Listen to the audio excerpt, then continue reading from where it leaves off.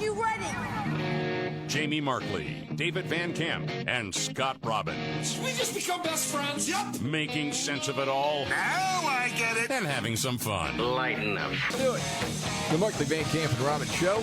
I'm Jamie Markley. That's David Van Camp. There's Scott Robbins.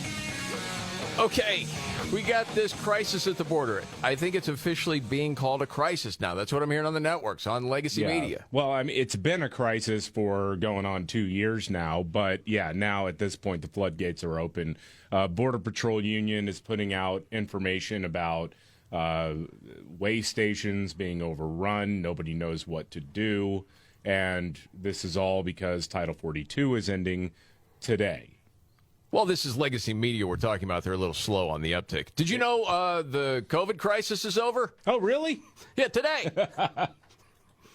Yeah. I'm not making that up. No, I know that. It coincides with this nonsense, right? So, yeah, we've got the floodgates are officially opening. I mean, I saw a stat from, I guess it was Tuesday, actually, 11,000 apprehensions at the border. And many of those are not, in custody. Their apprehension, in broad terms, can mean just, hey, we got your information. Now, see you later. Yeah, because a lot of times they're let go. There's no way to track anybody because you're claiming asylum, right? Yeah. Right. So to have that here, no one knows where anyone is. It is just unreal that It's all by design. it has to be. Yes. That's There's it. no other explanation that makes any sense. No. I mean, gross incompetence can only go so far. Yes. I remember saying this a while back, saying this is what they want. Because there's no way anyone is that bad at their job. I just don't believe it. And so we're seeing it. Yeah, so we're already seeing a massive spike in the number of people coming across the border. It's about to get a whole heck of a lot worse. I'm calling this Invasion Eve. So be sure if you live in South Texas, put out some milk and cookies for a migrant near you. Joe Biden was asked what his administration is going to do at this point. I think it was framed as, what are you doing to prepare for it? Well, you should have been preparing for this like months ago, but now it's a little too late. But anyway. All right, here we go. We're doing all we can. No, you're not. I hate that. I know. I'm sorry to stop it that fast. Holy smokes. Doesn't that just tick you off? Yeah. They've been saying that forever. No, you're not. There's a lot that you could have done. The answer is it remains to be seen. We've gotten overwhelming cooperation from Mexico. We also are That's not true. in the process of setting up offices in Colombia and other places where someone seeking asylum can go first. But it remains to be seen. It's going to be chaotic for a while.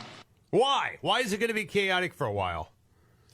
Yeah, You had every damn indicator. You knew when this was going to run out. You knew what the odds were that you were going to get overwhelmed at the border. You knew all of this.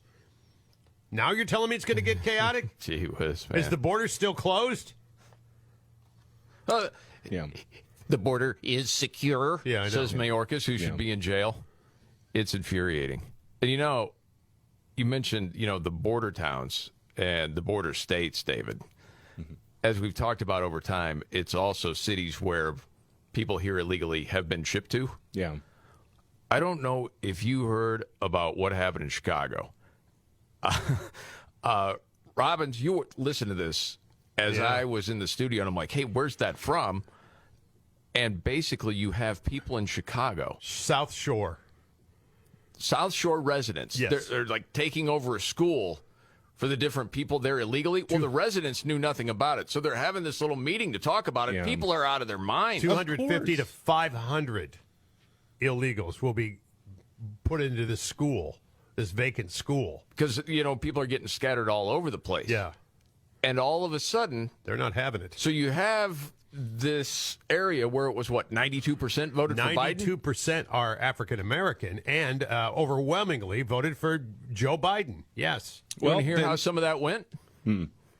Oh, it's Sure. good. Important is that we really establish that this is a humanitarian crisis, and we're here. That's the board member talking. South Shore residents. People are like, so what? Yeah. We're living in an incredibly poor area with a lot of crime already. Residents responded with resounding rejection. While this crisis may constitute an emergency for the city of Chicago, it does not constitute an emergency for the South Shore community. Oh, boy. Oh, yeah. Yeah, it's on, man. Yeah. Now, for the people whining about it, if that is an area that went overwhelmingly for Joe Biden, Greg Abbott, send more there. Up yours. I don't care if you're complaining about it anymore. I don't care. Hey, we voted for Biden to get phones and stuff. Yeah, I don't we wanted. care. We didn't vote for this, is what they're thinking. Well, they too also turned around freaking and bad. Elections I have know. consequences. Voted for that sweaty pile of muck that is the governor of that state, too. Yeah, no, that pisses me off. Well, we never thought it would wind up on our doorstep. Then why'd you... Anyway, sorry, I don't want to get... I know, man. That wound That's up. the beautiful thing about bringing audio to you, David, that you've never heard It's before. like the world's smallest violin here for the people of Chicago. Up yours. Just for you saying that, David, I have some more. All right, good. Keep rolling. Incoming migrants have overwhelmed district police stations by the hundreds. It's my turn. It's my turn. Hello. But city leaders could barely eke out a word of the details about a proposed respite center at the former South Shore High School. When it comes to the total number of people at South Shore at any given point in time, it is fluid. We'd start with 250, 500. How could you? And that's a Hispanic lady. I mean, dude, I'm just going to say what it is. You can see it as it's unfolding. It's like, oh boy, race is involved here. And you're like, this feels like a powder keg. It really does. Yeah. How could you do that without consulting us? I am concerned with safety in the area. Yelling back and forth. Oh, dude. Yeah, I don't care. Quit your bitching. You voted for this. Yep. Up yours. Here's the thing. You voted for a guy. You never thought in your wildest dreams that you would be impacted by this. That's right. Never. Dude, ever. This was sold as a local issue. Texas has got it. They can handle it. The other border states can handle it. Yep. Don't you worry. You vote for us because of A, B, and C. I'm telling you, this is the thing that's going to break the camel's back. When it starts coming into these other communities, particularly minority communities, overwhelmingly minority communities. You know, I honestly just all of these people should get shipped to these areas that went heavily for Biden. I don't care anymore. I don't know why, man. I'll admit it. I was triggered by that. I'll just say that. I get it. The city, get it. The city in which I live has had a CPS building, an old office building, that has been turned into a homeless encampment for over a year. Where you're talking like, 700 to 1,000 people every single freaking day being put up in communities that are, by the left standards, disadvantaged. You didn't give a crap about them because they were these idiots in Texas. They're just racist or something. Up yours. Yep. Well, all of a sudden, you know who might have to do a 180 on their take? Well, the race hustlers like Joy Reid. Oh, well, yeah. Right. Well, what, the manufactured crisis by the GOP? There's no crisis at the border. Okay. Right, we'll see. All right, more on that a little bit later. Maybe they took the white supremacy pill there. Maybe they're part of it now, right? Well, speaking of triggered, there were a lot of liberal journalists that were triggered last night because of what happened on CNN. Oh, Orange Man bad, he's back. That was the fun of watching the whole thing. The whole thing was entertaining in of itself, but it's the reaction afterwards that, man, I laughed so hard I belly laughed because it was the most predictable bunch of yahoos I've ever seen in my life, all dour and serious and. Yes. Oh, my God. So I don't know. I don't think, honestly, a lot of people watched the town hall on CNN with Trump last night. No, I don't. Well, for them, they probably did, for their ratings. I'll tell you, there may be a lot of people on the left going back to CNN just to see, because they're addicted to the Trump outrage. Oh, yeah. That's what it is. And so they loved this, even though they love pretending to be outraged, is what it is. Yes, I think that's well said. Yes. Yeah, he had his big town hall on CNN last night, and right out of the gate, of course, it was all about the 2020 election, because that's more relevant than an election that's actually closer than the one that we just had. It's crazy to me. Your first term ended with a deadly riot at the Capitol, and you still have not publicly acknowledged the 2020 election results. Why should Americans put you back in the White House? Well, Caitlin Collins proved one thing. She's insufferable. Yeah. It was hard to make it all the way through that. Yeah, here's part of his answer. Okay. I think that when you look at that result and when you look at what happened during that election, unless you're a very stupid person, you see what happens. A lot of the people in this audience, and maybe a couple that don't, but most people understand what happened. That was a rigged election, and it's a shame that we had to go through it. It's very bad for our country. All over the world, they looked at it. And they saw exactly what everyone else saw. You look, even if you just look recently with the 51 intelligence agents, that made a 16-point difference. If you look at the FBI, and Twitter, they call it Twitter files, made a big difference. If you look at Mr. President, back to what you just said there, though, it was not a rigged election. It was not a stolen election. You're not going to follow up on the fact that the deep state actually did actively solicit and publish a letter claiming that an actual scandal affecting Joe Biden was false? That they won't do it. That is called rigging an election. Now, you want to talk about fake ballots, dead people voting, okay, but what he actually laid out there is the truth of how this election was rigged in 2020. And even still, 2024 is closer now than 2020.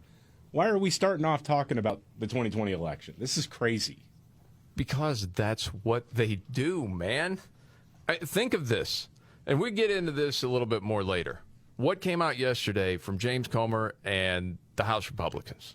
I mean, there are the receipts for the Biden family business benefiting from foreign countries. What's been talked about for a long time, there it is.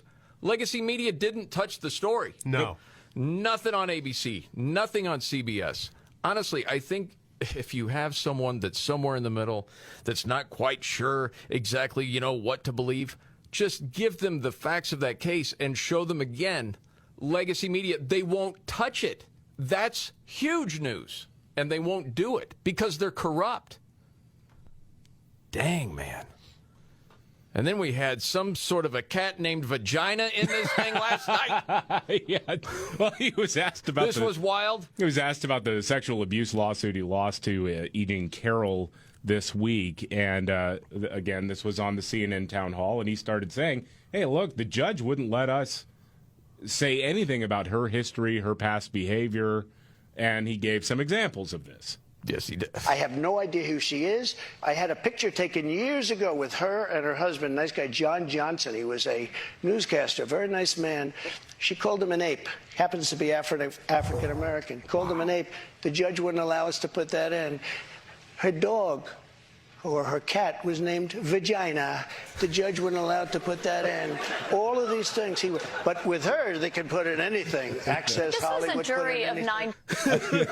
I like how Legacy Media now is saying they were laughing at rape allegations.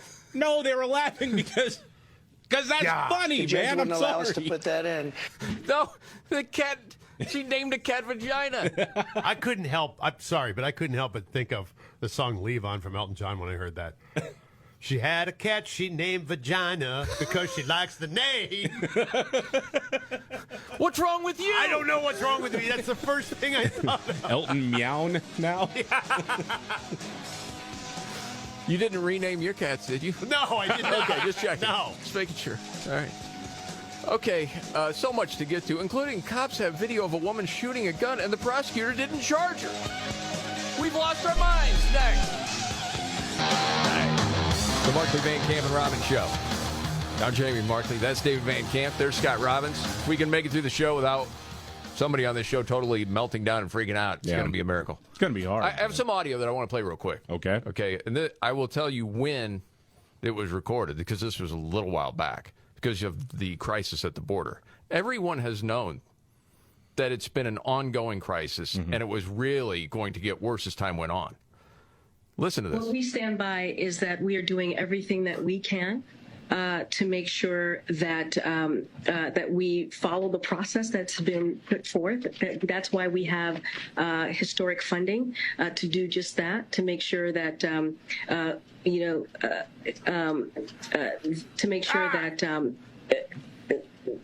make sure that the folks that we encounter at the border be removed or expelled. Mm-hmm. Yeah. That would have been October 25th, Buffering. No. 2022. Wow. last October, doing everything we can. Yeah. You know what that is, though? And I've had this theory for a while. She's a terrible liar and all that and not all that bright. But I do think she still has some remnant of a soul left in her. Okay. And so when that happens, when you try to lie, that remnant of the soul is like grabbing onto it by any statement that you're making, just clutching for dear life to try to keep it in your mouth, to keep it from going out into the ether. And, unfortunately, she loses that battle. But, yeah. Yes. I think we've had that same theory for a while, to be honest. It's also a tell, because when she starts off the statement saying we're doing everything we can, in her mind she's saying, don't say destroy America. Don't say destroy America. Don't say destroy America. She has trouble remembering what the actual company line is supposed to be. Yes. She's not very good. Speaking of destroying America, George Soros has wanted to do this for a long time, has been working on it actively. And this is just another example of what happens when he gets a DA elected. Oh, yeah. In St. Louis, there was a shooting on Cinco de Mayo. 2 people got shot. I think one guy got grazed in the leg and one person got shot in the leg. The cops have video of the suspects holding the guns. One of the suspects was arrested, but she's been let go because the St. Louis Circuit Attorney's Office isn't pressing charges. According to Fox 2 in St. Louis. Think of that. Think of what he just said. I know we all heard it. I know, yeah. And you're like, well, I don't need to think about it. I heard it. No, seriously. It's the video. She shot him. Yeah. Just not enough there to press charges. Yeah. Amber Booker is her name, 33 years old. She was arrested by the cops. And then apparently Kim Gardner's office. Now, Kim Gardner's resigned now. But they refused to press charges because of a lack of evidence. They said, well, also, there's video. Exactly. Is it too grainy? Is it black and white? No. What? You got the stills that the cops released. You see her clearly holding a handgun, and you see the guy who also shot. I guess he was still on the run. You see him taking a gun out of a holster in his pants. Yes. Like they're there. They're armed. He's got a Cardinal jersey on over his shirt. It's unbuttoned. There it is. I mean, you can see everything. Yep, just not enough there. Well, think about it, man. In Chicago, with another Soros-backed DA, Kim Fox, remember the shooting with the gang members? Yeah. Someone dies? Well, we're not going to press charges. What was the actual term they used, David? They were mutual combatants. Yes. Yeah. So as long as you're mutual combatants in Chicago, you can bust a cap and waste a fool. No problem there. As long as all of that's in play. It's insanity, dude. Okay. The latest on the deep state, it's crazy world. Straight ahead. All right. The Markley, Van Camp, and Roberts Show. Jamie Markley, David Van Camp, Scott Robbins. Okay. So, I was hoping that whether it was NBC, ABC, somebody would at least say something about the Biden family corruption. Something. Because a lot of times, it seems to me, the legacy media has a story they don't want to cover, but they almost have to. And then they'll tell you half-truths. Yeah. That sort of tactic. But it's nothing. And as I was thinking about that earlier today, I'm like, is that because there's no way to spin this? Because they just don't want viewers at all to even know this is happening? And I suppose that's it. But, I mean, what we're talking about is what happened yesterday with the House Oversight Committee and James Comer. And you mentioned it, David. I think it's true. He laid it out very well in sort of an easy-to-understand way. Yeah.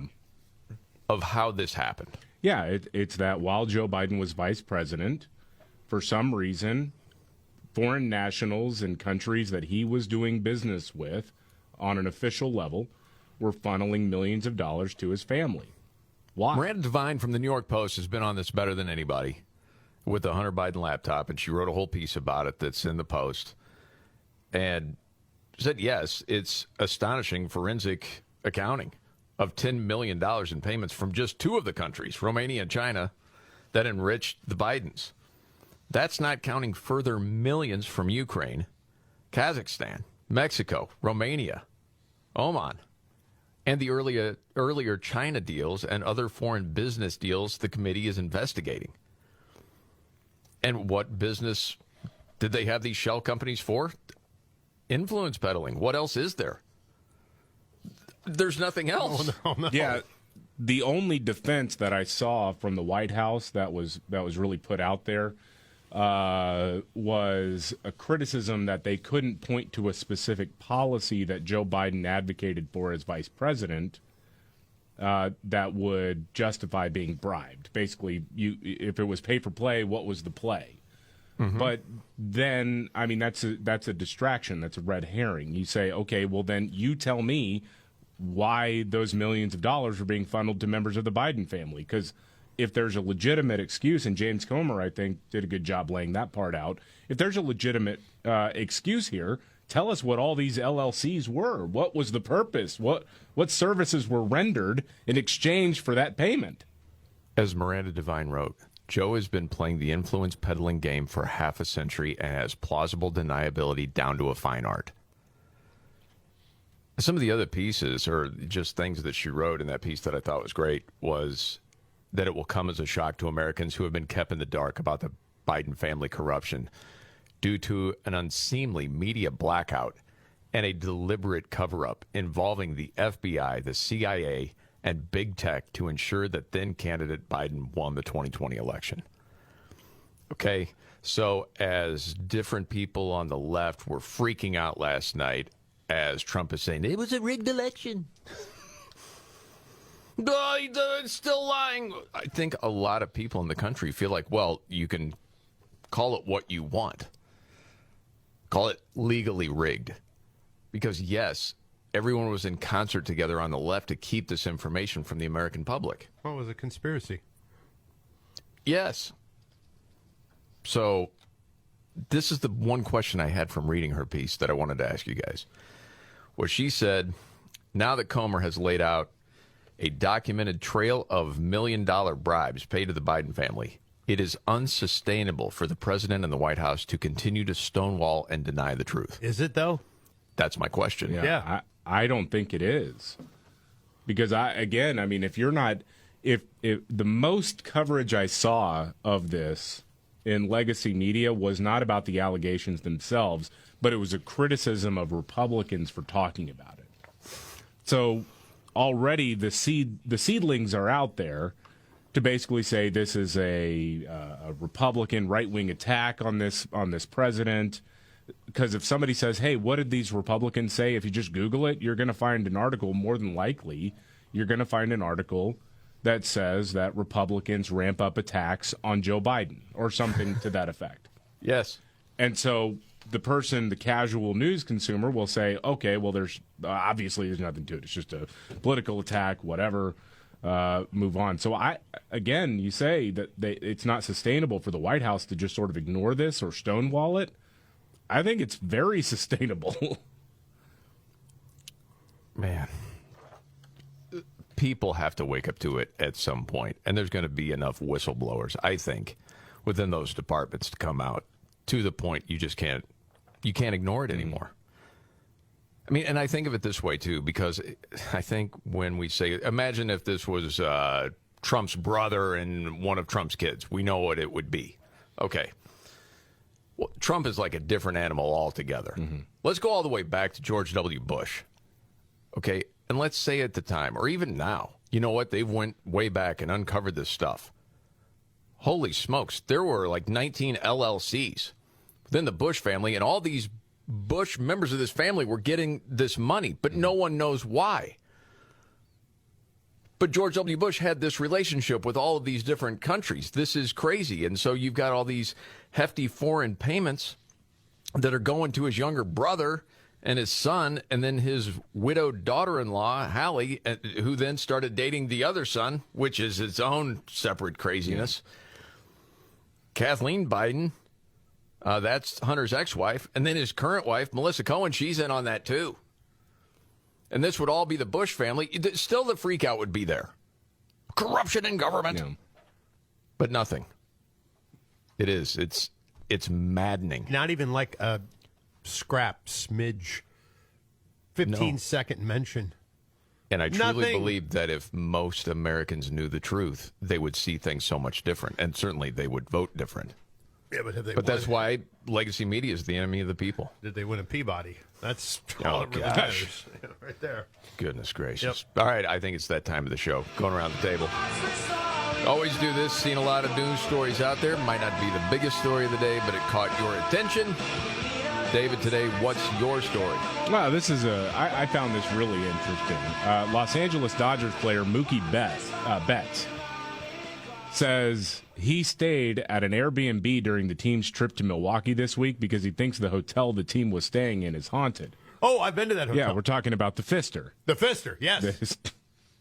The historic, Yes. yes, named after Guido Pfister.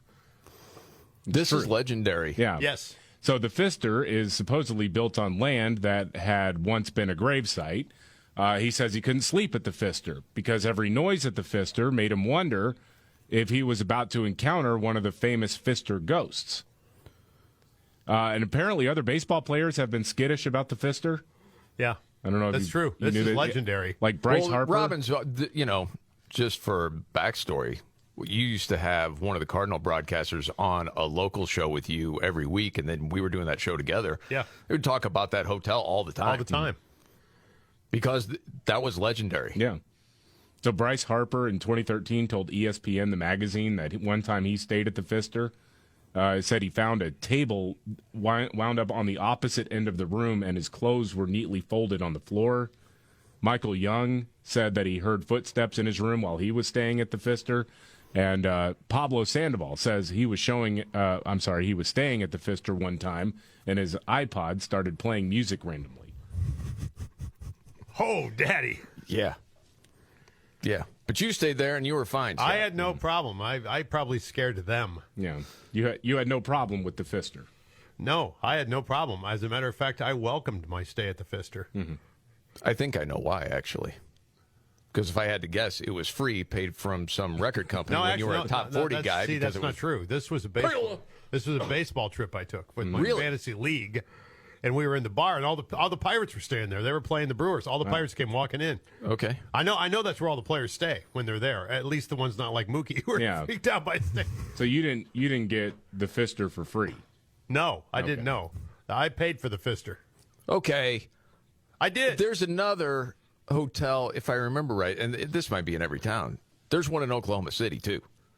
A Pfister? No, that's known for ghosts. You eighth graders, your play on words, I'm trying to move past. No. I was just naturally curious. Right. That's all. Yes. Yeah. But I'm trying to think of the one I in know there Oklahoma are City. Pfisters all over the country. That's what I've heard. Yeah. Yes. So what's your story today, Scott? My story is Chuck Schumer's mad. He's pounding on the table again. He took to Twitter and was screeching and yelling about the Republicans wanting to undo student loan forgiveness. Of everything right now? Yes. Republicans want to rip away this critical relief from working families, teachers, public servants, veterans, and more.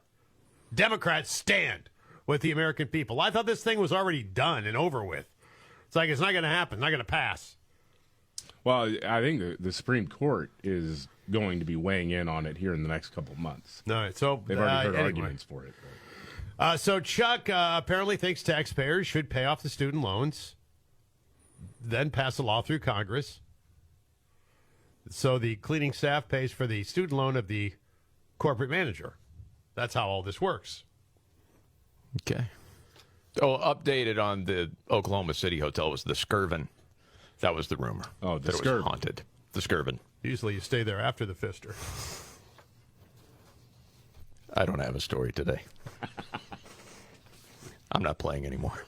I don't even know what Skirvin sounds Today, whoever decided I was the ringleader of this stupid show, I want to fight that person right now. I'm supposed to be one of the trucklers on the other side, not the one keeping it together. I know. Golly. Van Camp and I have taken control. We're going to look up the word skirvit. Except that I'm the one that freaks you two guys out on the show more than the other guys. Yeah. Okay. All right. No, my story today is that a major bank has now downgraded Anheuser-Busch. the stock status. Oops. Okay, and now you could say, what? People just piling on Bud Light. Who cares that much anyway? Right. No, it's just fascinating to watch this business go down so fast because it was misstep at every turn. Mm-hmm. Okay, so early on, different people at InBev, which owns Anheuser-Busch, because I think some people forget that's a German-owned company now. It's been that way for years. A lot of people still think of just Anheuser-Busch as an American company. Augie Busch, that sort of thing. relatives running things now. And especially you saw this in liberal outlets of, the Bud Light sales might be down, but that doesn't mean it's going to hurt the company. Well, all of a sudden, it's not just a Bud Light issue. It goes way beyond that. Dude, you've got Budweiser down 11%. Michelob Ultra, Modelo, Natty Light, Busch Light, all down. Because people know that that's part of the group. Now, they're not as down as far as Bud Light. Yeah. But still. And again, have you heard yet, and I've asked this question a couple of different times, anyone say, hey, boycott Bud Light? At this point, yes, I have. I can say that. Okay. I still have not. No. And I'll tell you, just this is an anecdotal thing, but I wonder if I underestimated the power of women, especially wives and mothers, in making financial decisions when it comes to what they buy at the grocery store. Just because I had a conversation with somebody that I know, I would not describe her as like right wing, all in on Trump or anything else. But what really set her off was not the initial partnership with Dylan Mulvaney. Like, she said, well, I'll kind of calm down on buying beer. She buys beer once a week for her husband at the grocery store. And usually it's Bud Light. And then she said, well, I'll wait for them to come to their senses a little bit, but I'm going to take a break here for a little while from buying that product. But it was last week when the CEO said that it was misinformation that was going around, and that's why she is pissed. And all of her friends are pissed. And they're like going on their different Facebook groups and all that stuff, and they're all sharing these this placard or this meme or whatever that shows all of the beers that are owned by Anheuser-Busch, and they are saying, no, we're boycotting now. Because first you insulted first you insulted me, and then you called me stupid, and then you said that I fell for misinformation because I was mad about the previous two. So, no, it's like they've lost it for this lady and for a few of her friends, apparently. It is a boycott. They're done with the company forever. Wow. Well, I hope it was worth it, pandering to the Alphabet Mafia to get a few extra sales. Holy smokes, man. Yeah, that is really something. All right, much more to get to. The Ministry of Truth lady, do you remember her? She is suing Fox News. On what? That and much more coming up. The Markley, Van Camp, and Robbins Show. Jamie Markley, David Van Camp, Scott Robbins. Fox News is getting sued, you say? Yeah, this is stupid, but this was predicted after the Dominion settlement was reached, that now anybody with an axe to grind against Fox News is going to start going after them. Remember Nina Jankowicz? That's the Ministry of Truth lady. She was going to be heading up this panel within Homeland Security to crack down on speech. Yeah, she was a nut. She liked to sing a lot. Yeah, she sang that one. Weird erotic fan fiction stuff about Harry Potter. And anyway, she's going to be suing Fox News. They say, or she says, because the hosts ruined my career and profession by criticizing me, which is fundamentally different than what the Dominion lawsuit was. The Dominion lawsuit was based on a lie that Dominion voting systems were somehow illegally switching votes with the help of Venezuelans or some such thing. The criticism from Fox News and other conservative media about Nina Jankowicz was that she's a nut who should have or should be nowhere near any sort of government authority when it comes to monitoring speech. Yeah, she shouldn't. Looking for some prefects in the bathroom one day. Yeah, that was it. Harry, and so I said, hey, I helped We suffered through that months ago. We don't need it again. Yeah. So she's saying that she was demeaned and defamed in highly personal language. Also, she going put after that out online. Right. Fox News. I mean, you did that to yourself. Yeah. She got more eyeballs on it from them than anywhere else. I guarantee you that. Yeah, that's probably true. Yeah. Good luck with that. I like Tucker's chances against Fox News a whole lot better. Oh, yeah. This is the Markley, Van Camp, and Robbins Show. Are you ready? Jamie Markley, David Van Camp, and Scott Robbins. Jamie Markley, David Van Camp, Scott Robbins. And crazy stuff going on in our country, trying to keep a sense of humor. Wow. Okay, this is crazy at the border. It is. It's a human catastrophe, really. Yeah, it has been that for a while. I mean, a record number of deaths at the border. And I heard one interview, it was a local news interview out of El Paso a couple days ago, where one person who's a humanitarian aid worker who basically says, if we get through the next few weeks without a mass casualty event, I'll be surprised. I can see why they would say that. And, I mean, when you have tens of thousands of people, I've heard estimates ranging, and again, they're only estimates. One person said 65,000 people waiting across the border. Another report I saw, they're estimating 80,000 on the other side of the border waiting to come in. Many of them have already started to cross. I mean, just this week. In one day, they came across 11,000 people crossing the border. And that's the people that law enforcement knew about. This is not a sustainable thing, and people, unfortunately, are going to die as a result of this. Well, and it's very possible it's coming to your town very soon. Very likely, yeah. I mean, this isn't. I mean, I'll never forget Jay Johnson talking about the unaccompanied migrant crisis. This is the former Homeland Security Secretary under Obama. The unaccompanied minor crisis that they had a little more than 10 years ago. And he said, I mean, the numbers there, that was a humanitarian catastrophe, and they pale in comparison to where they were a year ago. Yes. Not to mention what we are staring down the barrel of now with Title 42 ending and the Biden administration having no clue what they're doing, or at least, I go back and forth. I don't know if it's they have no clue or they know exactly what they're doing and they don't care about the human toll that this will. That's what it is. Yeah. Yes, because they're going to take all of these people and put them in towns across the United States with no way to track them. Yeah. Yeah. That's the plan. I was surprised to see NBC News actually report this, that the Biden administration is now preparing a memo that will direct Customs and Border Protection to begin releasing migrants into the U.S. without court dates or the ability to track them. Yes, you heard that right.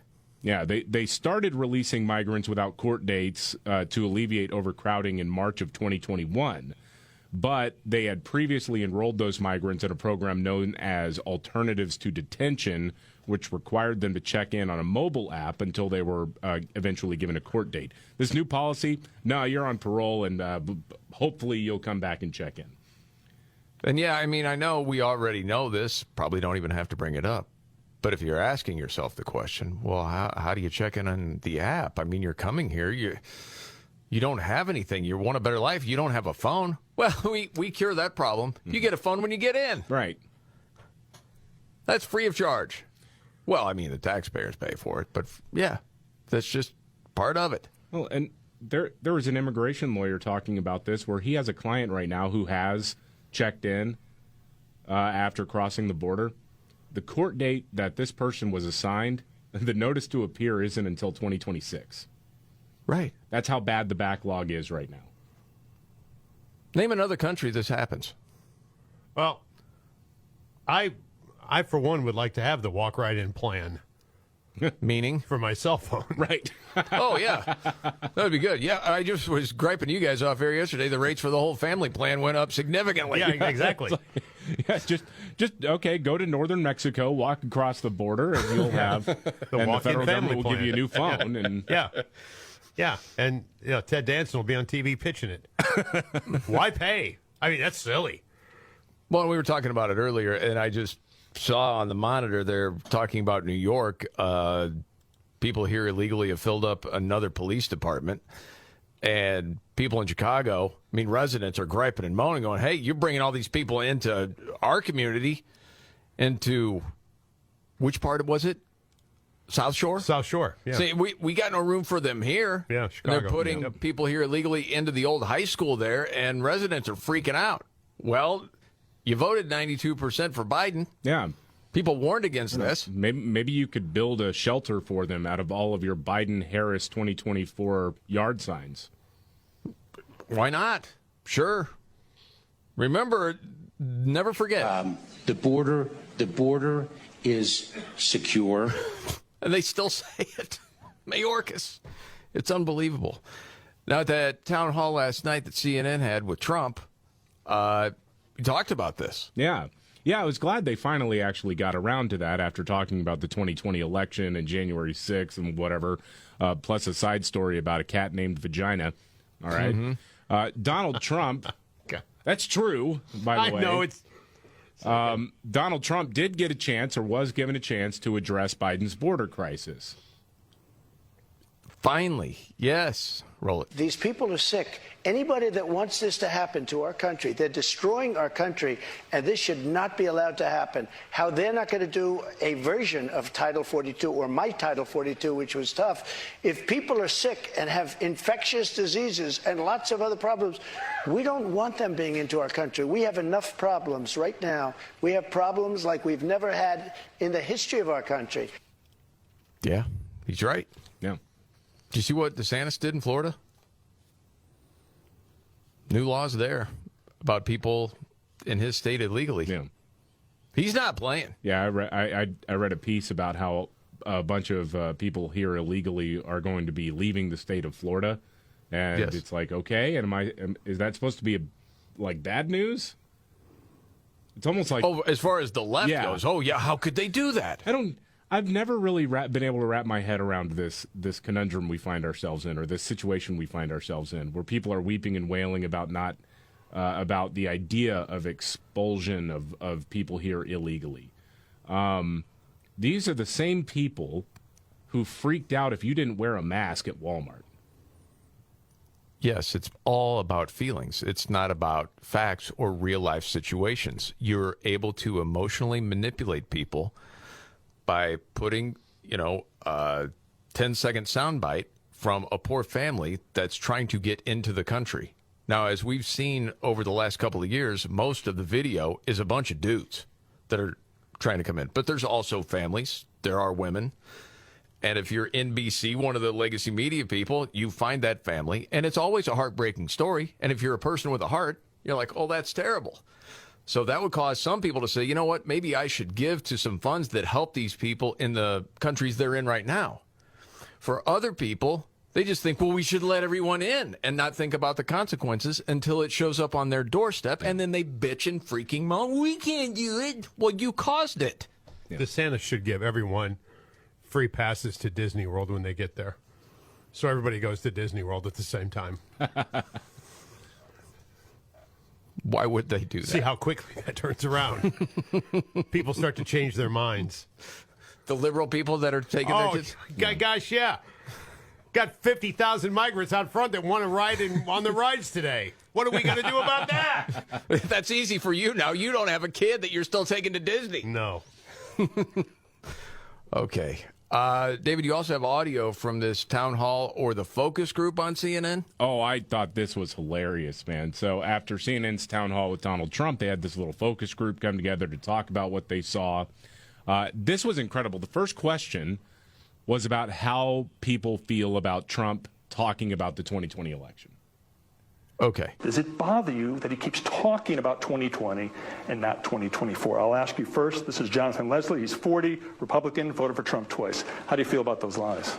So I feel like part of it's also the media narrative, as you guys asked him the first question at the town hall about the 2020 election, rather than current stuff. So don't you think he could say it's time for me to start talking about 2024 and not lies that aren't true?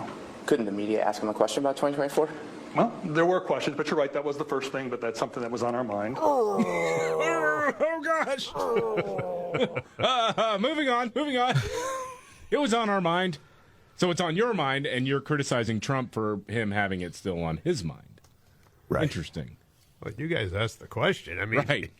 Like he didn't bring it up out of nowhere. That is great, the way you answer the question. By the way, did you guys actually watch it or just watch clips from it? I watched clips. I watched it later. I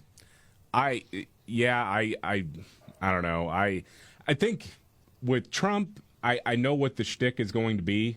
Mm-hmm. And so sort of the shock value of how he talks and what he says. And I mean, it's hilarious, but I don't feel like it's must-watch TV anymore. And honestly, Caitlin Collins was really annoying to me. Insufferable. The moderator. Yeah. I made it through 5 minutes, and I'm like, okay, I'm going to have to do clips later. And then it was maybe 45 minutes later, I got the text from Van Camp talking about the part where Trump was mentioning E. Jean Carroll's cat that she named. Well, she named the cat Vagina, and apparently that is accurate. And he brought that up. And once you sent that text, I'm like, now I got to go back and watch it. Yeah. Well, I do have ratings information for this, by the way. That kind of speaks to what I was just saying. Yeah. It's kind of interesting. It is, let's see, CNN's Town Hall with Donald Trump averaged 3.1 million total viewers, so really good night for the network. But that is not close to what Trump would have commanded at 2015, 2016. And I think people's minds are pretty much made up about Trump one way or the other. Oh, he didn't do anything to change anybody's mind. People that are with him are still with him, and people that are against him, they hate watch. 3.1 million, that's what Tucker averaged his last 2 weeks. But for CNN, that's like a record over the last probably a couple of years, I'm guessing. I think so, yeah. Probably since the Capitol riot. Yeah. Oh, you know what we got to get the video of? Or not video, but audio? Morning, Joe. Joe Scarborough. Oh, gosh. That guy is the biggest female cat. What happened to that dude? It was the most chilling thing I ever heard. Oh, God. Really? Here we go. Are you kidding? Yeah. Holy cow. Also, got to get to this story. I'll just make this quick. The influencer that made an AI version of herself. So there's a different AI story every day, and that we don't know what's coming, and AI is going to fool a bunch of people. Well, apparently in this story, it didn't fool anybody. She was just charging guys $1 per minute to chat with the AI version of herself. Okay? She's billing it as a virtual girlfriend. And apparently these dudes are signing up to talk to the AI version of this woman. We got a loneliness problem in this country. Dude, is there ever a better example than that? I know it's not the real thing, but it's somebody. Oh, gosh, that's sad. What are you wearing, AI? All right, so we'll get to that. And Joe Scarborough, he lost his something a long time ago. All coming up right here.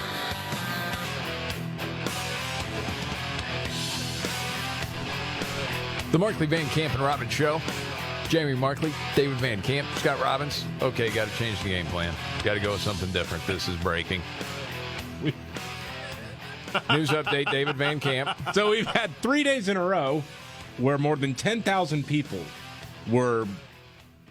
came into contact with law enforcement at the border, coming across. 30,000 in the span of 3 days. Cool. Yeah.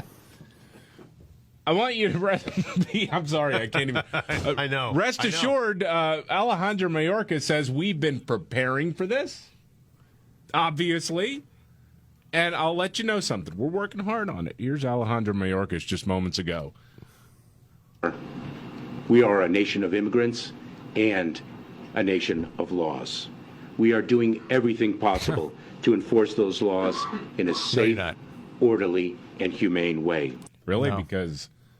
Because there are Border Patrol agents who are saying that they're swamped right now. No, the guy belongs in jail. I truly believe that. He's lied to Congress. He has done everything he can to violate the law and not uphold the law. And we've had over 6 million people come in illegally. That's on purpose. intentionally undermining the United States. Obviously, he should be impeached. Just my opinion. He should be in jail. He's an activist, okay? Like so many in this administration. I hope, people that don't pay attention that much will pay attention to what's going on and understand that this is all by design. This is what they want. They will start to pay attention, and they are now, when it comes to their neck of the woods, their neighborhood, their areas. That's when you get their attention. That's the only time. It's so maddening. Because you think about how many people have suffered. And even for the people that really do have the heart for people trying to come to this country to live a better life, how many have died trying to get in? You think Mayorkas cares? At this point, I think the estimate is north of 1,000 at this point that have died. Including so many kids. Yeah. They don't care. That's just the cost for completely changing the United States forever. And it's about making it a socialist country.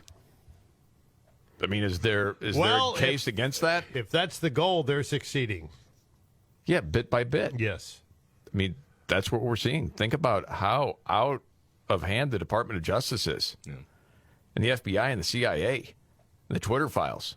I understand we all get up every day and go to work another day. Every once in a while, you take a step back and look at what's happening in the country. It's crazy. I think the momentum is shifting. I really do. I think more and more people are waking up to it and are ready to fight against it. But this is insanity, man. Now, if you want something on a lighter note, I have it, especially for you, Scott. Okay. So I think it's good news. Okay, I'm listening. You love your cats. Yes, I do. Did you know you could have your cats on a billboard for free? On a billboard? Yes. Well, I don't know if I want them on a billboard. Well, that company, Lamar, they own, 150,000 billboards around the country. Every market in the world, yeah. Yeah, they have the digital billboards. Yeah. Well, it's National Pet Month, and they've partnered with an ad company. And so if you want to go to this website, add a custom message, you name the date and time you want your cats up on the billboard, they put it up there for you. Well, how does this work? You just send the photo in. I mean, it's a digital image of my cats on the billboard? Yes. I thought you meant my cat's actually walking on the billboard. Well, you can do that for free anytime, Scott. Holy crap, man. No, their picture on there. Oh, well, that would be okay. Or maybe we'll take a picture of you with your blankie and your essential oils and your kitties and put them all up there. Good. Real men love cats. This is the Markley, Van Camp, and Robbins Show. Of course they do. Yes. Biggest story of the day, David? I'm just picturing a couple of terrified kittens up on a billboard now. And some yokel going, can you believe they let me do that for free? Oh, buddy. Jeez. Biggest story of the day is the crisis at the border. There is no other story really going on today. And, I mean, right now, today is Invasion Eve. Tomorrow it's going to get much, much worse. This is going to be a rough weekend. Yeah. It could get really, really ugly. Okay, there's so much different audio to get to. Highly entertaining stuff. Straight ahead. The Markley, Van Camp, and Robbins Show. Jamie Markley, David Van Camp, Scott Robbins. Okay, there's a lot going on. There's a lot of audio to get to. David, where do you want to go next? Because I got like three things, and I want to get what's important first. I'll just say this. You know, we've had 3 days now in a row where there's been at least 10,000 people coming across law enforcement crossing the border. Mm-hmm. That doesn't count the people that never saw law enforcement or evaded law enforcement at the border. This is a catastrophe in the making as Title 42 comes to an end. We know that. Then I see, it's going to get worse because flood watch issued for the weekend in the areas affected, many of them at least, like Del Rio down to Eagle Pass, through that stretch of the Texas-Mexico border. It's going to be raining cats and dogs, and that can only mean more disaster as you have anywhere from 60 to 80,000 people on the other side of the border coming across. This is going to be a bad weekend. I hope I'm wrong about that. I genuinely hope so really too. hope But I'm wrong. if you had to predict, you'd predict there's going to be some bad things that go on over the next week. And, you know, it's the Biden administration. I know you could make the argument this is decades of both parties because they wanted cheap labor, to be honest. But especially in the last 2.5 years, what we've seen going on at the border. And then you have a mainstream media that won't pay attention because they're all a part of the grift. Yeah. And so you don't have people actually knowing what's going on in most parts of the country until it shows up on their doorstep. And there's no other way to say it. It's a human catastrophe that we've already seen with over 1,000 people dying trying to get in. And then all of the kids that have been trafficked and the cartels making billions of dollars. And then there's all the women and the human trafficking. Dear goodness, man. I mean, you're talking about right now, according to a local meteorologist out of Austin on Fox 7, pockets of rain, you're talking Saturday night to Sunday morning, upwards of 10 inches of rain falling. Boy. Holy smokes. That's devastating for people who are walking with kids, who are weighed down with packs, if they're trying to go at night. This is not good. And you're trying to go across the river? Yeah. Oh, dude. Oh, my goodness. And because they put out the welcome mat around the world. Yep. You make it in, you're in. That's basically it. You can call it, well, we have to, you know, that's who we are, is we look for people looking for asylum. Again, at best estimates, 3% of people would qualify for asylum. That's not the game. Gosh dang, man. Okay. So we mentioned Trump's town hall, CNN. David, you said 3.1 million watched. Yeah. Which, again, would be a big night for CNN, but not as big as what Trump has had in the past. Yeah. The whole lawsuit with E. Jean Carroll got brought up. Trump actually said hanky-panky. Yeah, he did. Well, he's making fun of the whole thing, this idea that he, what she has alleged is that he raped her in a department store changing room.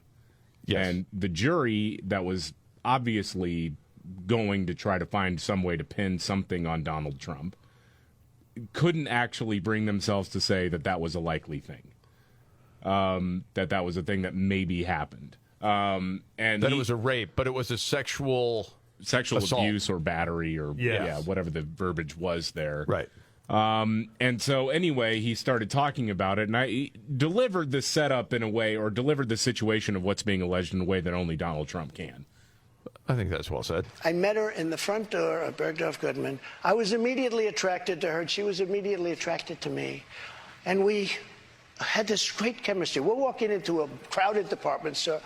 We had this great chemistry, and a few minutes later, we end up in a dressing room of Bergdorf Goodman, right near the cash register. And then she found out there were locks on the door. So she said, I found one that was open. She found one. She learned this at trial. She found one that was open. What kind of a woman meets somebody and brings them up, and within minutes you're playing hanky-panky in a dressing room, okay? Saying, I don't know this woman. Right. Still saying that. Yeah. Okay. Like media pundits are saying, I can't believe that crowd of Republicans in New Hampshire, they were laughing at sexual assault. No, they were laughing because the whole story seems pretty ridiculous. Yes. And then there was the part where he mentioned her cat. Yes. Again, saying he didn't know who she was. I have no idea who she is. I had a picture taken years ago with her and her husband, nice guy, John Johnson. He was a newscaster, very nice man.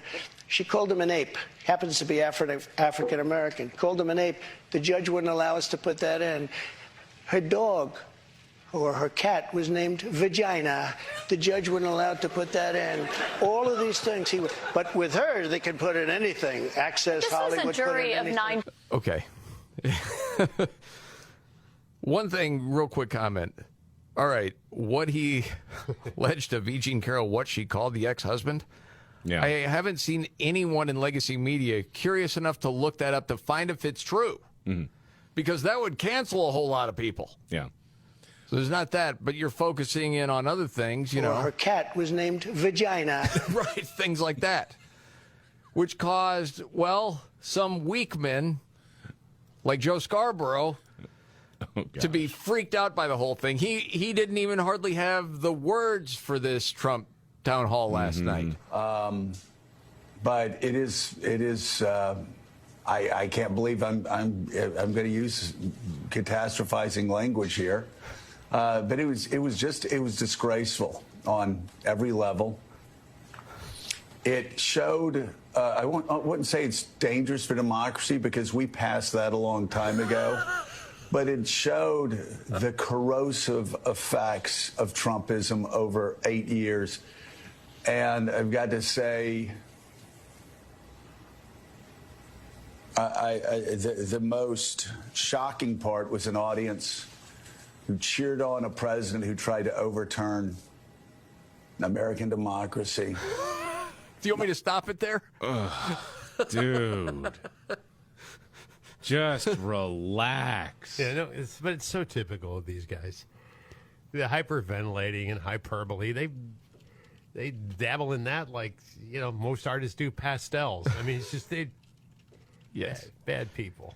You want more? Yeah, of course. Sure. An audience that mocked and ridiculed a woman who a jury of her peers, Donald Trump's peers, found had been sexually assaulted. Those Americans there last night turned that into a punchline, laughed and dismissed cops getting the shit kicked out of them. He said that on the air, by the way. Yeah. Okay. They weren't laughing at that. Nobody was. Of course. January the 6th, beaten up over and over again, calling a cop a thug who actually was trying to stop people from the House floor from being killed. He's talking about killing Ashley Babbitt. The guy who shot an unarmed protester.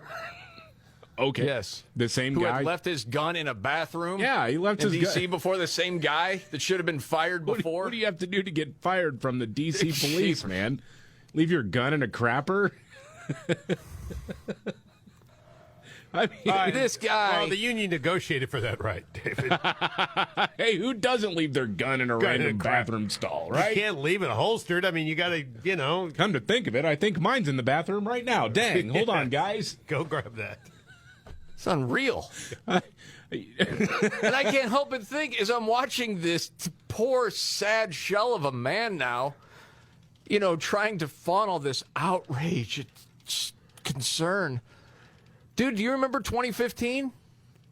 You helped Trump. It was always a fun party when he called in. Joining us on the phone, the front runner, the Republican race for president, Donald Trump. Donald Trump, we're trying to figure out exactly. And it would be just fun times. All the Donalds on the phone. What a hoot. In fairness, I think Joe's got other stuff going on in his life. Joe Scarborough does. That's why he sounds so downtrodden. I mean, my sources are telling me it's been a few months since his wife let him watch while she sleeps with her boyfriend. So, oh man, it's been a while. You go to that. Oh man. So he gets frustrated. Gosh, wow. I don't think there's a lot that makes me uncomfortable on the show. I feel like I'm the one pushing it sometimes. Man, oh man, that's twice today. Van Camp's coming out swinging hard. David Van Camp's cuck corner. Speaking of sad little men, I don't even know if you know who's on this clip with the story of NBC reacting to Tucker Carlson taking a show to Twitter. Because I told you we had this story. I got it, reaction NBC, because they're afraid that, oh my gosh, who's going to be the one to rein Tucker in if he is on Twitter? Because it used to be at least Fox could somewhat rein him in. Now who's going to do it? Well, it's free speech, you knuckleheads. What's wrong with you? Nobody's going to rein him in. And so it's that Costello guy on NBC? Oh, Tom Costello, yeah. Yeah. That's all. And then he has a special guest with him, little buddy. Here, roll it out. Okay. Well, listen, Twitter was already under fire from misinformation, disinformation, all-out lies, anti-Semitism, racism before Elon Musk took over, and now it's gotten kind of crazy, right? Seemingly unmoored. It got crazy. How? You used to get kicked off the platform for saying a biological man is a man. And now you can say it, oh, it's gotten so much worse. Ah. What is wrong with these pansies? Go ahead, Don. If you will. Will anybody be able to police what Carlson says, or is this the point? It's just a free-for-all. I think this is the point. It is a free-for-all. It's what Elon Musk wants to provide. Anybody recognize him? Of course. It's America's #1 hall monitor. Of course it is. Brian Stelter. Yes. Stelter, a little guest shot there. Stop running. Stop running. Stop. Okay, there's more. This move by Tucker may cement the idea of Twitter as a right-wing website. What a turd. A right-wing website? Oh, my gosh. And that's when the tears came. It's called free speech. This guy. Dude. That's unreal to me. So I guess the whole Twitter thing on Tucker, or Tucker on Twitter, has them even more freaked out than before on Fox. Well, it doesn't matter. Wherever the message is, they're going to take these people down talking about threat to democracy and everything else. Oh, yeah. Wow. Okay. I think we already covered the mainstream media totally ignoring the Biden family corruption. It's really something. This is really something. Just completely ignoring it, not saving it till the end, not mentioning it for 30 seconds, nothing.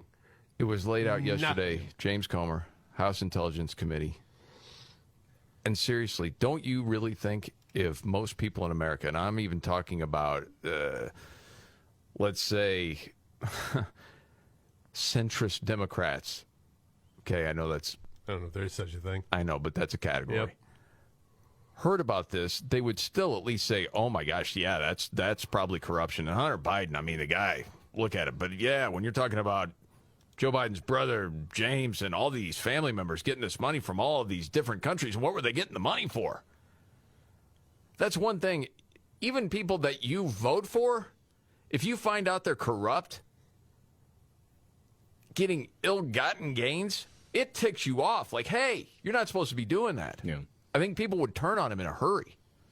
Yeah, but they can't turn on him if they never know it. Yeah.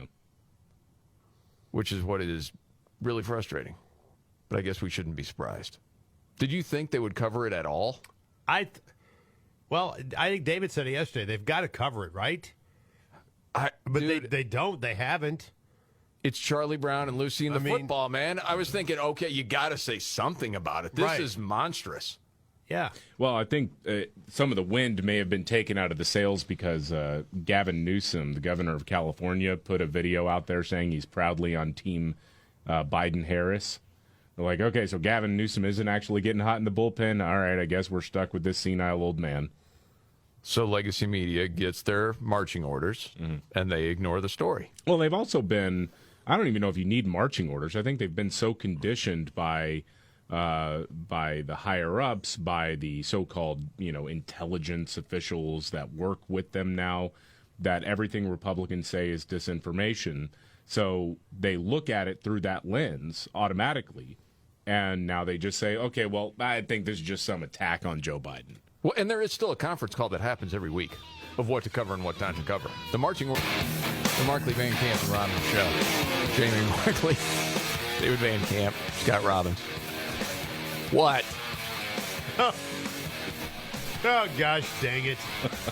Well, for those who don't know, I mean, Jamie financially supports a youngster somewhere else in the world. I don't know exactly where. A boy and a girl. Yeah. Yuma, Tony, and Shakuru. Shakuru, you talk about Shakuru a lot. You get little you get 14-year-old updates boy. on Yes. Shakuru. And I said, would Shakuru come here? And I said, I don't want him coming through the border because he'd get trafficked and he'd be working at some KFC in Kentucky. Because that's what happened to some of those young kids. Right. So Shakuru needs to stay where he is. And Yuma Tony would probably get trafficked somewhere. Right. We can't have that either. Latest report I got, they were doing well in school, and it's going well. I look forward to Shakuru updates. Man, I do. I love his name. I do too. I mean, it's not like I pick from a group of people. It's just like, hey, and your boy is going to be Shakuru, and I'm like, man, that's the greatest name ever. Well, that's awesome. I don't know. Little known fact. That's actually my son's middle name. Shakuru. That's cool. His name is Jack Shakuru Van Camp. Yeah. Yes. Do we have time to get to the Loudoun County? We don't have time right now, do we? The Loudoun County I can give story. you the short version of this. Okay. Loudoun This County, is crazy. Virginia. They've been ground zero for the parents' revolution we're seeing across the country. ABC 7 just published a crazy story. There's a Facebook group that included elected officials where liberals plotted revenge against parents who spoke out, actively getting them fired. This thing was active. The Loudoun County Sheriff's Office is investigating because there were some death threats. It's unreal. Yeah.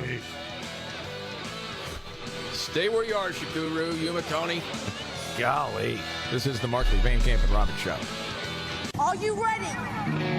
Jamie Markley, David Van Camp, and Scott Robbins. We just become best friends. Yep. Making sense of it all. Now I get it. And having some fun.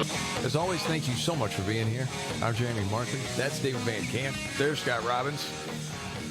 Well, I think like most shows, you have some sort of plan, but then there's breaking news. You call audibles. Yeah, you got to. A lot of audibles right now. So, David, as the former news guy, lead us. What's most important right now? Well, I will tell you this. We've got Title 42 ending tonight, 11:59 p.m.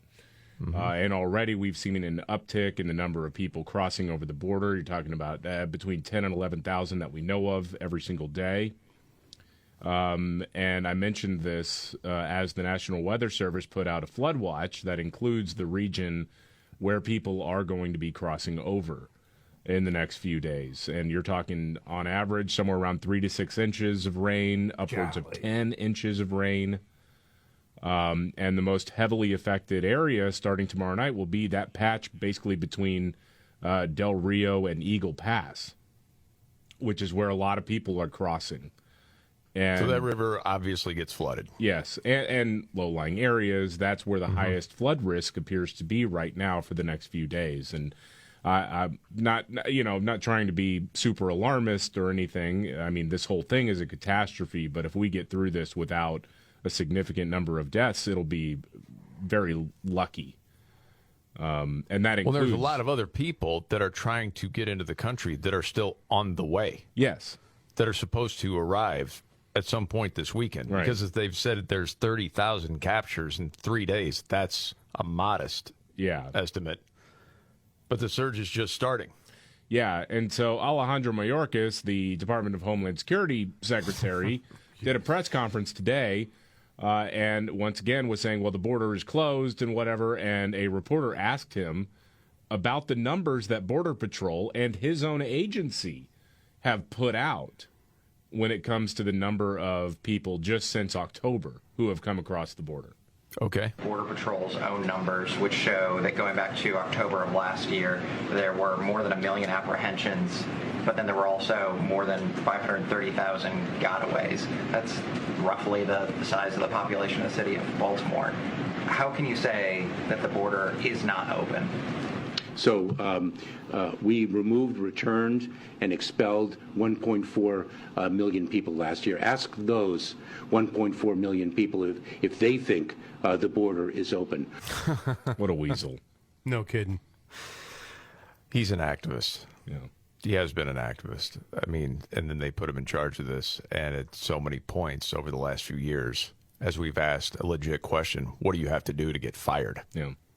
There is nothing, because he's doing what that position now is designed to do, is to let people in, because that's what they want. Yeah.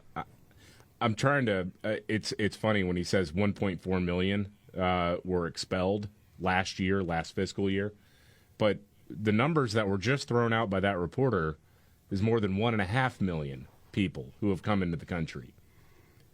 So, I mean, so actually more people are here than have been expelled, and we don't know what the case, what every individual case is, obviously, with the 1.4 that got deported. In some cases, you're talking about people who've been fighting it for years.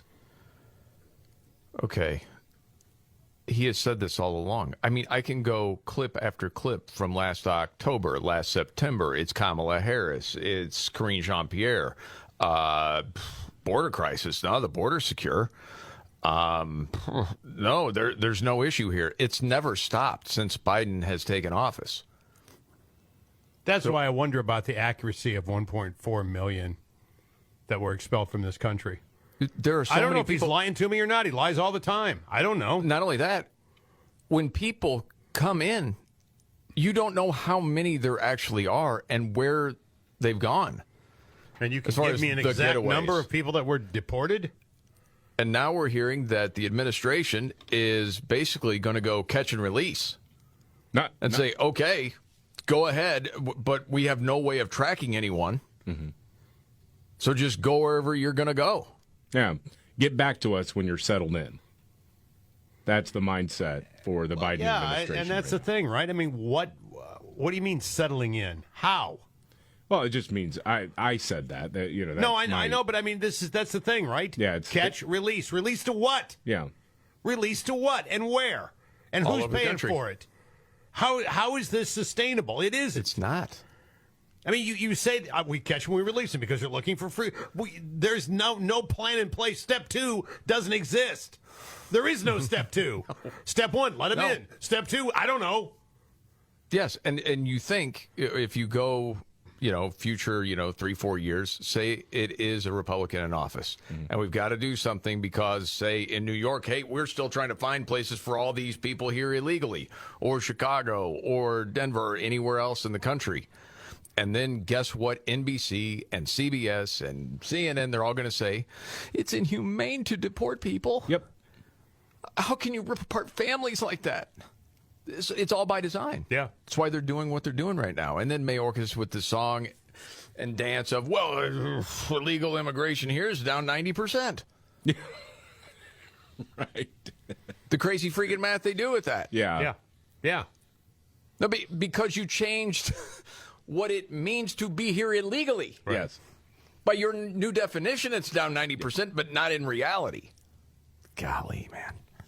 It's so frustrating. And then, okay, I haven't heard this audio yet. You just told me about it, David. Yeah. This is April Ryan, who has been a hack her entire career.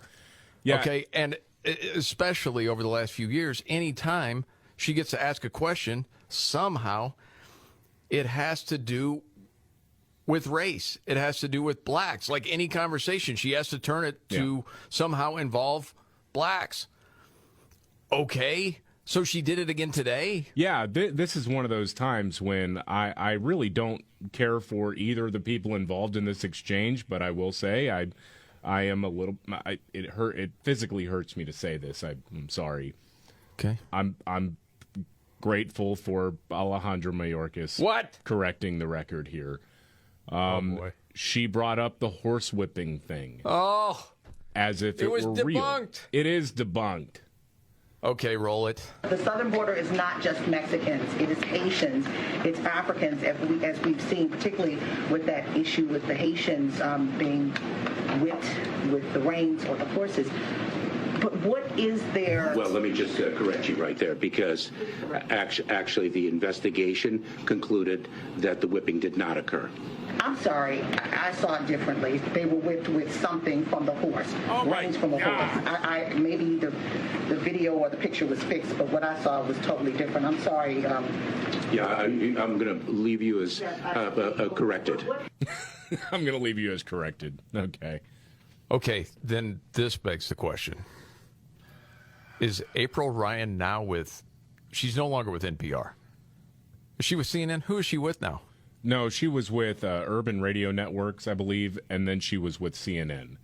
And then I don't know if she's still with the radio network or whatever. I haven't seen her on CNN in a while, but I haven't watched CNN all that much. Okay, wherever she's employed now. Yeah. How do you not get fired? I don't know. Cause that was thoroughly debunked. Yes. Well, and she challenged him. Not the way I saw it. I didn't see it that way. Like it's a matter of opinion. Honestly, we could have we could probably benefit from having some guys horsewhipping people at the border. Honestly, something. I mean, dude, if someone said to you, "Hey, name any European country. If you try to get in there, they got, officials there on horses. And anybody tries to run through, they'll whip you. Would you be offended or think, oh, that's inhuman, that's crazy? You'd be like, well, yeah, man, they mean business. That would be my reaction. I wouldn't go weeping into the corner. What's it going to take? Telling you. Okay. So we're discussing whether they got whipped or not. Yeah, on this day. And she makes this thing out like it's just how you look at it. Yeah. That's incredible. That's what we're living in. We're living with a bunch of people that it's all about my feelings and my truth. Unbelievable, Facts don't man. freaking Yeah. matter. Wow. Okay. Here's the thing, though. If in that exchange, I'll give that to Mayorkas. Oh, yeah. But as far as the evils done to the United States, Mayorkas is far worse. Oh, well, then yeah. April Ryan, oh, yeah. I mean, But even when the question is so ridiculous, Mayorkas Yes. has to I know. correct you. Yeah. Well, because that tells you something. Yeah. Okay. She should have said, well, you said the border was open or closed, too. Okay, let's just get Who's some right more. here? Let's get some more outrage out of the way. Look open to me. Sometimes we play audio, I think, for the other two guys to just get ticked. And I think this is one of those from Van Camp because he's got a montage from the media about a recent story. Oh, yeah, the Jordan Neely story. You know that there are still protests going on about... Well, yeah, because the protesters are paid to protest. Yeah. Convinced of that. So that's their job. This is the violent homeless man, had a number of run-in with the laws for assault. Yep. He was restrained by a fellow subway rider in New York, and he died. But because he used to be a street performer and the guy who had him in a headlock was white, the media isn't interested in talking about how he was violent and threatening. Instead, they're still laser-focused on how he did a decent Michael Jackson impression. Here we go. Oh, gosh. And here's a roundup, a little montage for you. Oh, goodness. In New York City, protests are intensifying over the death of a 30-year-old homeless man who found work as a street performer. He was a beloved entertainer. Here's some videos ago. showing Neely as quite the Michael Jackson impersonator. He had a phenomenal voice. He was a phenomenal dancer. He was a talented street performer who loved to dance and make other people happy. Really, someone who's bringing light into people's eyes. He enjoyed making people happy. And he enjoyed trying to kidnap a 7-year-old girl. And he enjoyed beating people up on the subway. John Wayne Gacy was a clown. He was a great entertainer. Wow, man. Here's just a quick question. It might sound mean. Just going to ask it anyway. Don't care. For the people that ride the subway every day in New York, knowing this guy's history, because it happened repeatedly, are their lives better right now? Yes. Yes. Yeah. How about all the people missing that Michael Jackson impersonation that was, 10 years ago? Are their lives worse? I imagine they've sought their entertainment elsewhere. It's all this narrative and trying to pull on people's heartstrings with this. Just report what it really was and don't give that news without saying how many times he assaulted people. There was 67-year-old woman. He hit her in the face. She has permanent brain damage. So when you're doing that story, you don't give that part of the story. You're an awful human being for being a part of that. Dang, man. Okay. Here's something that's crazy. Lighten it up a little bit. And I know that you've said before, David, Mark Zuckerberg, Facebook, one of the worst people in the world. Third or fourth worst human being on the planet. Who knew that guy knew jiu-jitsu? This was news to me. He won a tournament. I didn't know it until I saw the story, and it was Joe Rogan commenting on it because he knows martial arts, and this was Joe Rogan talking about it. Did you see Mark Zuckerberg won a gold medal in a Brazilian jiu-jitsu competition? No. Mark Zuckerberg is a savage. This dude has been training jiu-jitsu. This is what he did. He wore a COVID mask, and he put a hat on, and he hid. No. And he used an alias. And then imagine you're right about to compete, and like maybe your first competition. Well, just give it a try. I mean, what's the worst thing that could happen? Worst thing that could happen, you get strangled by a super nerd. Yes, and the guy got beat by a super nerd, according to Rogan. Holy cow. It's the upside down world. Wow. Joe we can't Scarborough. defend the country. You can't defend yourself. And Zuckerberg's a badass. Joe Scarborough wins some martial arts tournament next. Okay. Ron DeSantis in the news. Got that and much more coming up.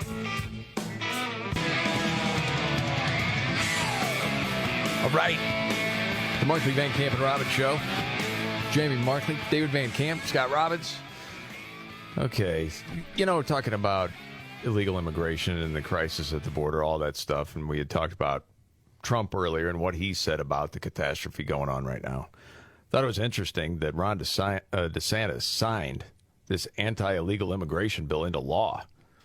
Part of that is not just, hey, if you're here illegally, you can't stay here. It's that, hey, employers, you can't just be employing people here illegally. Yeah. Can't do it. Right. Well, that's something new. Okay, am I crazy to say if more governors would have done that years ago, we probably wouldn't have the problem that we have right now? Well, yeah. I mean, it is such a weird thing that you have, and we've talked about this before with so many Republicans in Congress and across this country. They whine about illegal immigration, but one thing that they could do is make sure that businesses that hire, especially large-scale corporations that are sending children into meatpacking facilities because they can, make it not worth it anymore. And cut it off at that level. But when you're accepting money from those companies... Right. Well, therein lies the rub, doesn't it? That's the way it's always been. And certainly that way when you go back to 2005, 2006. Then I happened to see this story real quick. I haven't had a chance to get to it yet. There was a prosecutor in Chicago that has quit. And it's a person that loves the city, but says, I will not raise my son here. Final letter, he praised a lot of people he worked with, but said he could not raise his son.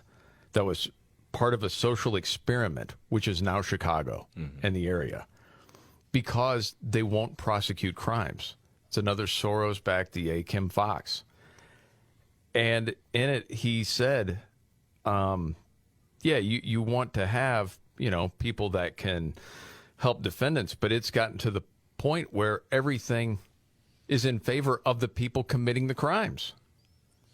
The unavoidable consequences are what we are witnessing in real time, an increase in crime of all kinds, businesses and families pulling up stakes and the bodies piling up. The whole time with a state's attorney who insists there's nothing to see here, and if there is, it must be someone else's fault. And then he goes after the governor, everybody else, and said, that's why my family is leaving the state of Illinois. And then you come to this question. Is there an area that's run by the left that is successful? No. No. The policies don't work. There's no other way around it. I hope people wise up to that. This is the Markley, Van Camp, and Robbins Show. Okay, David, we know the biggest story of the day, and it could get a whole lot worse. Yeah, it could. We've got, tens of thousands of people just this week crossing the border. And there is no end in sight as Title 42 comes to an end tonight. Seeing some video coming out where, reporters on the ground are actually talking to these migrants. And one is an interview. It's in Spanish, but I'll just summarize it for you. Her notice to appear in immigration court, April 2027. But as long as you've got that notice to appear, you can add whatever, go work. Oh, my gosh. Yeah. Yep. He'll be through high school before that time. Yep. Wow. All right. News update and the Robbins Trifecta next. All right. The Markley, Van Camp, and Robbins Show. Jamie Markley, David Van Camp, Scott Robbins. News update, David Van Camp. Well, so we've got the ongoing and ramping up crisis at our southern border going on right now. Savannah Hernandez is down at the border. She's a reporter, and she's been talking to some of the people who've crossed recently. She spoke with an Ecuadorian migrant in El Paso who illegally crossed into the U.S. Her notice to appear in immigration court is April 2027. So that little slip of paper allows her to legally stay in the United States until her day in court. And also, the migrant told her, she's waiting in El Paso right now for her husband, who was deported, but he's waiting for the expiration of Title 42 before he attempts to recross. All right. There you go. Yeah, that's one. The border is falling before our eyes. Yes. And this is after 6 million people have come through in the last couple of years. And then you couple that, I haven't heard a lot of national outlets talk about this. You couple it with the fact that that portion of Texas is under a flood watch right now. It's going to be raining like holy hell starting tomorrow night. You're talking 3 to 6 inches on average, plus then in some spots 10 inches of rain while people are trying to cross a river. Wow. It is already a disaster. This thing could get really, really ugly in a hurry. And the whole time, Alejandro Mayorkas is out there saying, well, the border is secure. We're doing all we can to facilitate an orderly crossing and process. And he was asked today about another busload of migrants showing up in D.C. And here's the question and the answer from Alejandro Mayorkas. Okay. A bus of migrants from Texas arrived in front of the Vice President's office this morning, Vice President's house this morning. What's your response to that, to more buses of migrants being sent from Texas to Washington, D.C.? It is a both sad and tragic day when a government official uses migrants as a pawn for political purposes. Yeah. Okay. Do you think he understands his own hypocrisy when he says that? No. Doesn't care. I think he does, and I don't think he much cares. I don't think he cares either. That's what I would say. I mean, that's so really what? it. What are you going to do? Fire me? Right. No, because it's all by design. Mm-hmm. But there are some Democrat voters that are pretty ticked about this. I figure we had this earlier in the show. It's probably worth playing again. I don't know if Van Camp will get as angry as he did the first time. But if you haven't heard this, this is in Chicago, the South Shore. Yeah. Residents there were finding out that, 250 migrants are going to be in their old high school. 250 to 500 are going to be tossed into this old high school, yes. Okay. So in this urban area, there were citizens. They don't want it. This is 92% minority, by the way. They are very unhappy. And this was a little report. What's important is that we really establish that this is a humanitarian crisis, and we're here. South Shore residents responded with resounding rejection. While this crisis may constitute an emergency for the city of Chicago, it does not constitute an emergency for the South Shore community. Okay, I think we need to get one of those mainstream media outlets to explain to that citizen that that's xenophobic. Well, it is. And also, hey, did you vote for somebody else in the presidential election? Or, hey, how about the city election? Well, no. What did you vote for? The Democrats. Oh, okay. Then you deserve it. Sorry. Well, hold on. They said they were going to help us. Nope. This is what equity looks like. Deal with it.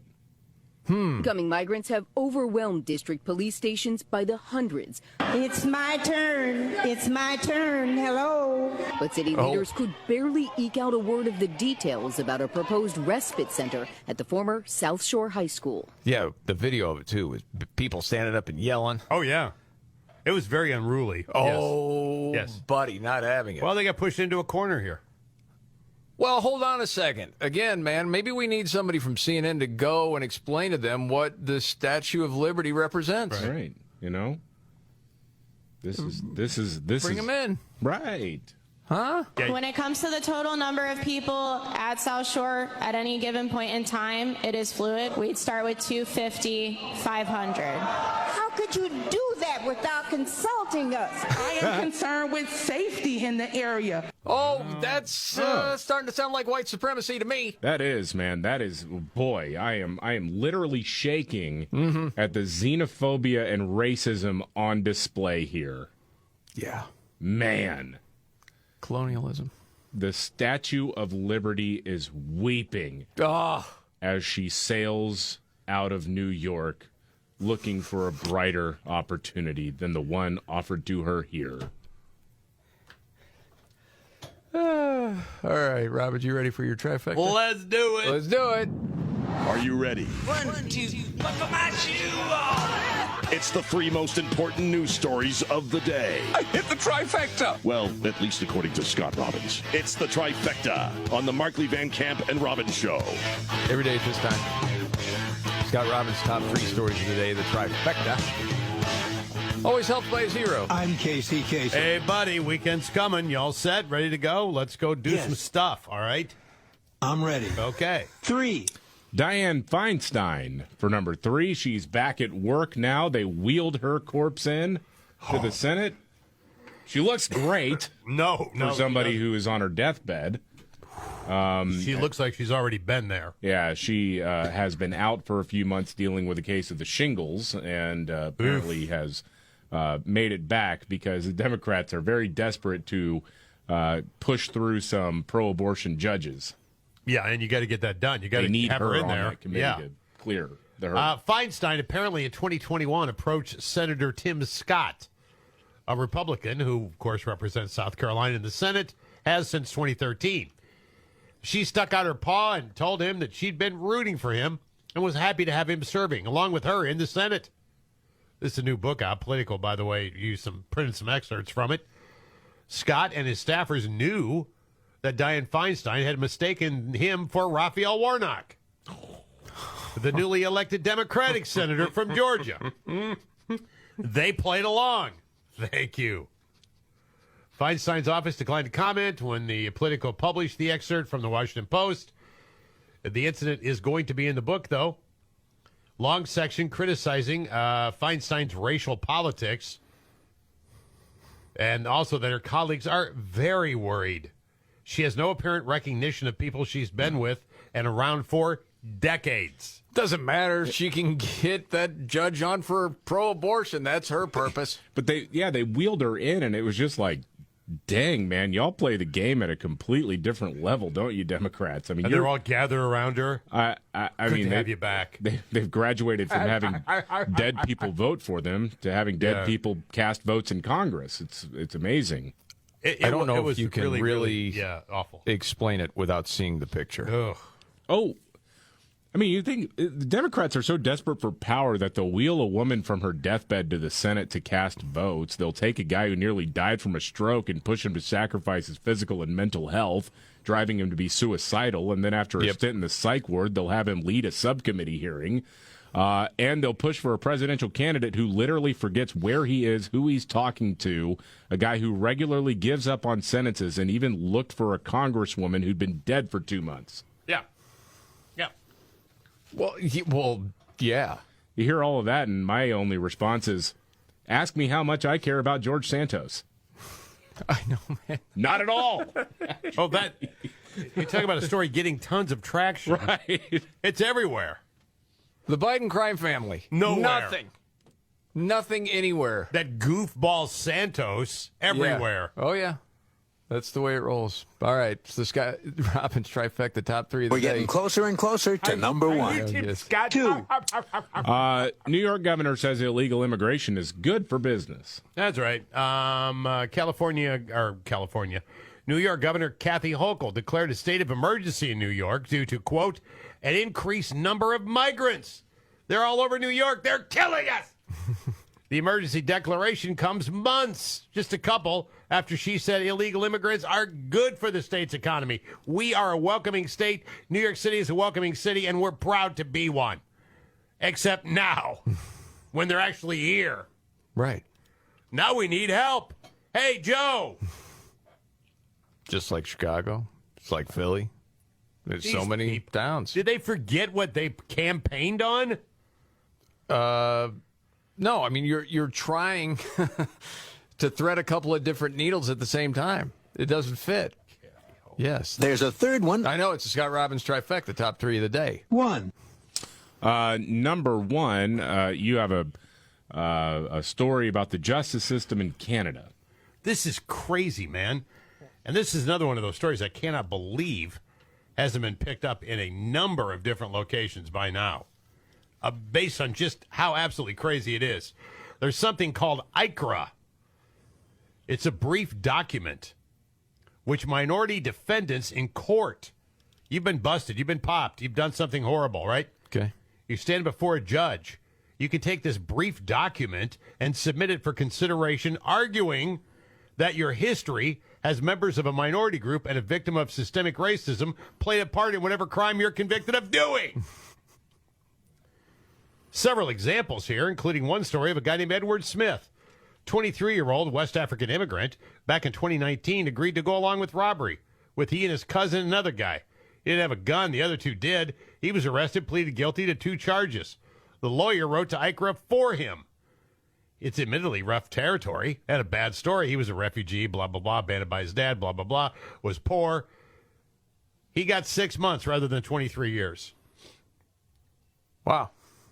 This goes on and on. The story goes on and on. But this is a thing that they're doing now, that based on how you were brought up and how you grew up and how awful your parents were, your surroundings, you get your sentences reduced by up to 3/4 for a crime you committed. Remember how we used to celebrate people who overcame the odds, growing up dirt poor? Maybe there was abuse. I mean, like, yeah, you think I thought about, exactly the same thing. You think about the Oprah Winfrey story in this country. You know, like that was amazing to become one of the wealthiest and most recognizable people in America, coming from nothing, man. Clarence Thomas, coming from absolutely nothing. Mm-hmm. And now liberals in the Western world are wanting to reward bad behavior of people who came from nothing. And I'm supposed to feel bad for this guy. I mean, I'm sorry your dad left you, and I'm sorry you grew up in poverty. I'm sorry about all those things. Mm-hmm. But you committed a crime that would require multiple years, if not decades, to spend in prison. And you got off in 8 months because of your crazy story? Well, yeah, I mean, it's all by design. Yeah. Dude, David just talked about the story out of St. Louis. There's someone that shot someone else. You have the video. And the prosecutor says not enough to charge him. Yeah. No, you have the video. Nah, not going to charge him. It's all to create chaos. That's the goal. Create chaos. Elites get more power.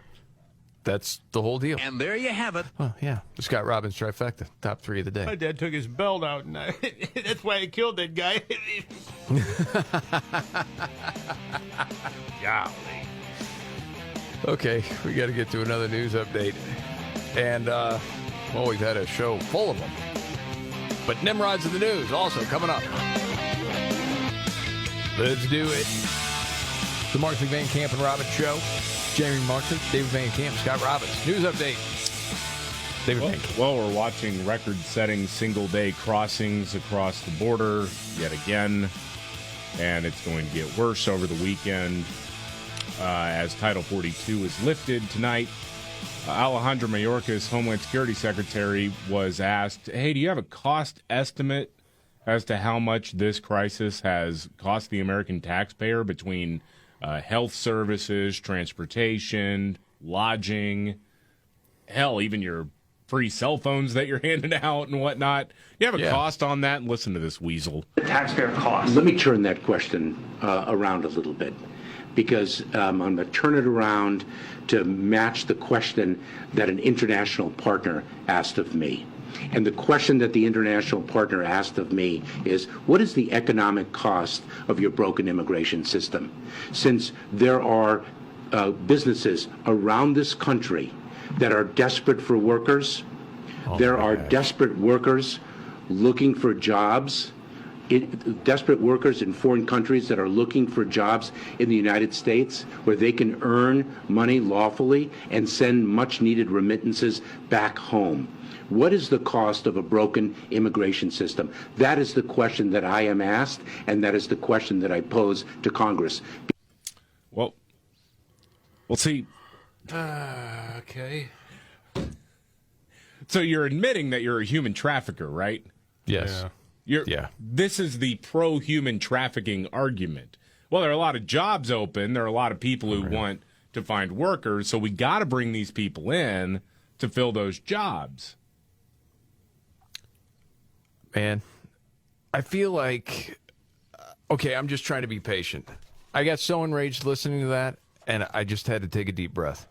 I was saying to a few friends of mine, man, if you're going by biblical terms, I need more fruits of the Spirit. I need some more joy, different things, patience. And all I could think was, this is an opportunity to practice patience. Don't say something that's going to get you fired about Alejandro Mayorkas. And I was able to do that. Good. I was thinking, when it comes back around, you're going to get what's coming. I was thinking... Tell him that God's gonna cut him down. Tell him that God's gonna cut him down. That's a bad guy, Mayorkas. Activist. All right, we got to get to Nimrods. Roll it out. When the going gets tough. Damn it, this is too hard. The dumb get dumber. All right, Dean. It's Nimrods in the News on the Markley, Van Camp, and Robbins Show. I'm not going to say what I'd like to see happen to Mayorkas. No. Not going to say it. No, don't. Nimrods in the News. Clearwater, Florida. Cops get a call to an apartment complex the other night. Someone noticed the guy hanging out at the community pool, watching, let's just say, adult stuff, porn. He was at the pool watching it? With his pants down.